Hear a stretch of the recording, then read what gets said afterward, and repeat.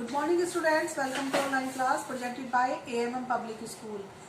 Second class बच्चों, आज आपका सब्जेक्ट है हिंदी फर्स्ट और आपकी हिंदी फर्स्ट की बुक का नाम है बच्चों आयांश। तो चलिए अपनी बुक ओपन करिए।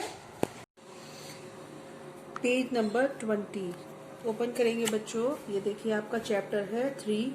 चैप्टर का नाम है बच्चों आपका नई ड्रेस। जब आपकी माताजी या पिताजी की तबीयत खराब हो जाती है तो आप क्या करते हैं?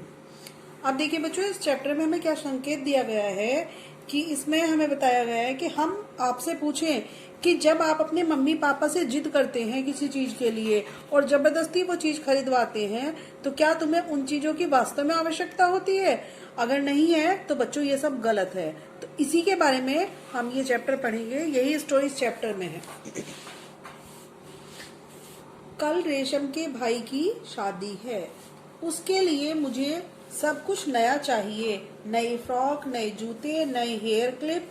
नेहा रूठी सी माँ को कह रही थी। ये देखो बच्चों, ये नेहा है बच्ची, ये इसकी मम्मी है, अपनी माँ को बता रही है कि मुझे क्या क्या चाहिए। कल इसके दोस्त के भाई की शादी है तो इसे क्या चाहिए? नई फ्रॉक, जूते, हेयर क्लिप, सब कुछ नया चाहिए। तो माँ ने उसे समझाया, नेहा अभी पिछले ही महीने तो अपने जन्मदिन पर तुमने यह सब चीजें नई खरीदी हैं, वही तुम पहन लेना। नेहा क्या बोलती है, वाह यह भी कोई बात हुई। मेरी सहेलियां क्या कहेंगी कि वही पुरानी ड्रेस। ठीक है, अब जो पैसे मैंने इतनी मुश्किल से बचाए थे कि किसी खास मौके पर काम आएंगे, वह तुम्हारी ड्रेस के लिए खर्च कर दूंगी। बच्चों, जब हम पैसे बचा के रखते हैं, चाहे बच्चे बचाएं या मम्मी बचाएं या पापा बचाएं, वो इसलिए बचाते हैं कि जब हमें जरूरत पड़े तब हमारे ये काम आए।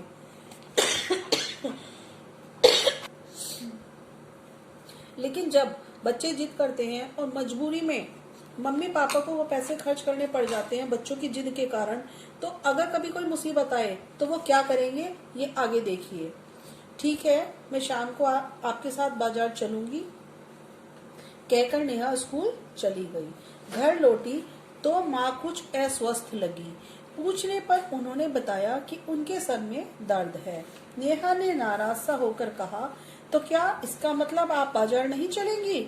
यह कहकर उसने मुंह बिचकाया। मुंह बिचकाया मतलब बुरा सा मुंह बनाया।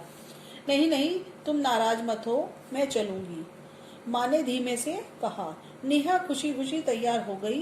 बाजार से नेहा ने अपनी पसंद की फ्रॉक, जूते व हेयर क्लिप खरीदे। घर लौटकर वह उन्हें सबको दिखाने लगी। ठीक समय पर, यानी जब शादी में जाने का टाइम आया तो सज धज कर नेहा रेशम के घर पहुंची। रेशम कौन थी? नेहा की दोस्त। पर वहां तो बड़ी भीड़ भाड़ थी, कोई किसी पर ध्यान नहीं दे रहा था। स्त्रियां गीत गा रही थी। बच्चों, जब शादी का माहौल होता है तो वहाँ गाना गाए जाते हैं, तो वही लेडीज संगीत चल रहा था। और रेशम यानी जो उसकी दोस्त थी नेहा की, वो जितने भी मेहमान आए थे सबका खूब ध्यान रख रही थी, खूब ख्याल रख रही थी। वह बार बार अपनी माँ को कहती कि अब आप आराम करो, शाम को फिर काफी भागदौड़ होगी।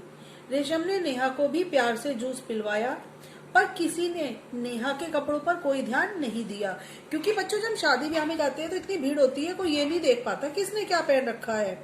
उसने देखा कि उसके सहपाठी मतलब साथ पढ़ने वाले, किसके? नेहा के, उन्होंने वही कपड़े पहन रखे हैं जो वो पहले भी पहन चुके हैं और वो उन्हें पहन करके बड़े आराम से घूम रहे हैं।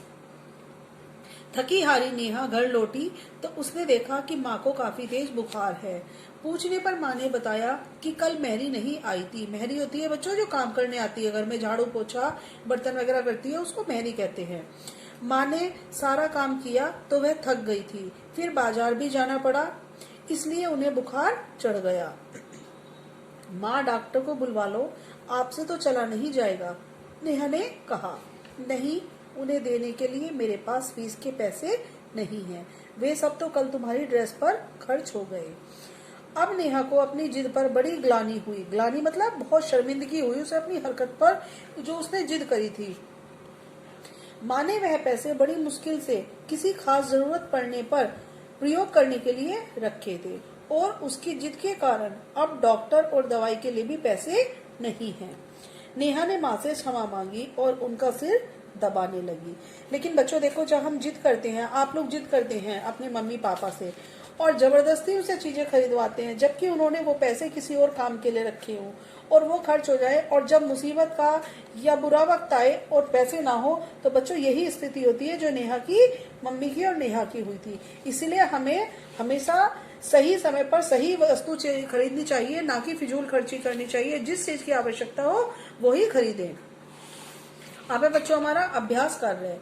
ये एक्सरसाइज वर्क है बच्चों, आपको भेज दिया रहेगा। अब देखिए आपकी पहली एक्सरसाइज है, सही उत्तर पर निशान लगाओ। नेहा को जाना था, कहाँ जाना था बच्चों? नंबर 1 है यात्रा पर, नंबर 2 है एक शादी में। तो कहाँ जाना था नेहा को? एक शादी में। नेहा जिद कर रही थी, किस चीज की? नई ड्रेस लेने की या आइसक्रीम खाने की? बच्चों नेहा किस चीज की जिद कर रही थी? नई ड्रेस लेने की। नेहा ने घर लौटने पर माँ को पाया। जब नेहा शादी से लौटी तो उसने क्या देखा? माँ कैसी है, बीमार या प्रसन्न? तो कैसी थी बच्चों नेहा की माँ? बीमार। नेहा ने अपनी गलती दोहराई या क्षमा मांगी। तो क्या करा था बच्चों नेहा ने? अपनी गलती के लिए अपनी मम्मी से क्षमा मांगी, यानी माफी मांगी थी। अब है बच्चों सत्य कथन के सामने सही तथा असत्य कथन के सामने क्रॉस का निशान लगाओ। नेहा बहुत समझदार लड़की थी, सही या गलत? नहीं थी, क्योंकि वो बहुत जिद्दी लड़की थी और उसने जिद करके सामान खरीदा था, तो इसलिए ये स्टेटमेंट गलत है। नेहा की माँ के पास बहुत पैसे थे, नहीं थे, उन्होंने उसके जो जरूरत के लिए पैसे रखे थे उन्हीं से उसे ड्रेस दिलाई थी, तो ये भी गलत है बच्चों। फिर नेहा ने नई ड्रेस लेने की जिद पूरी की, बिल्कुल पूरी की थी, उसने नई ड्रेस जिद करके ली थी, तो ये हमारा कथन सत्य है। नेहा ने माँ का सिर दबाया, ये भी सही है। अब बारी आती है बच्चों क्वेश्चन आंसर की। क्वेश्चन आंसर की आपको फोटो भेज दी जाएगी। आपको क्वेश्चन आंसर और शब्दार्थ ये दोनों चीज अपनी कॉपी में करनी है। थैंक यू बच्चों, मिलते हैं नेक्स्ट क्लास में।